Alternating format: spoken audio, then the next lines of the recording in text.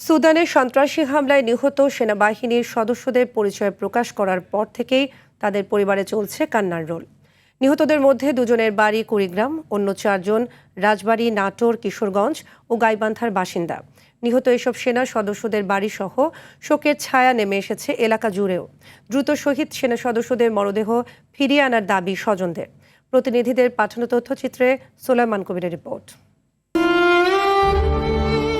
সুদানের আবেই অঞ্চলে জাতিসংঘ শান্তিরক্ষা মিশনে হঠাৎ সন্ত্রাসী হামলায় প্রাণ হারান বাংলাদেশ সেনাবাহিনীর ৬ সদস্য। রোববার এক সংবাদ বিজ্ঞপ্তিতে শহীদ সেনা সদস্যদের নাম প্রকাশ করেছে সেনাবাহিনী। প্রাণ হারানোদের একজন কর্পোরাল মাসুদ রানার বাড়ি নাটোরের লালপুরে। আপন ৩ ভাই চাকরি করতেন বাংলাদেশ সেনাবাহিনীতে, তবে মাসুদ রানা এখন অতীত। মাত্র ৩৮ দিন আগে শান্তিরক্ষী হিসেবে আবেই অঞ্চলে যোগ দিয়েছিলেন তিনি। স্বজনদের কাছে মৃত্যুর খবর পৌঁছানোর পর থেকেই তার বাড়িতে চলছে শোকের মাতম।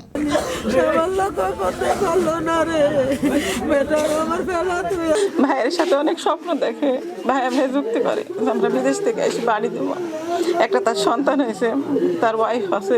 শহীদ লন্ড্রি কর্মচারী মোহাম্মদ সবুজ মিয়ার বাড়ি গাইবান্ধার পলাশবাড়ি উপজেলার ভগবানপুর গ্রামে। ২০১০ সালে সেনাবাহিনীতে যোগদান করা সবুজ আবেই অঞ্চলে শান্তিরক্ষা মিশনে যোগ দেন গত ৭ নভেম্বর। প্রিয় সন্তানের মৃত্যুর খবরে বৃদ্ধ মার এমন আর্তনাদ।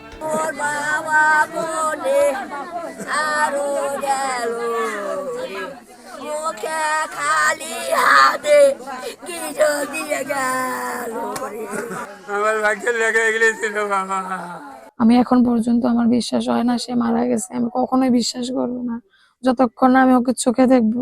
এই কান্না ও আহাজারি সুদানে প্রাণ হারানো সৈনিক শান্ত মণ্ডলের মা ও স্ত্রীর। তার গ্রামের বাড়ি কুড়িগ্রামের রাজারহাটে। প্রাণ হারানোদের মধ্যে রয়েছেন একই জেলার উলিপুরের সৈনিক মমিনুল ইসলাম। তার বাড়িতেও চলছে শোকের মাতম।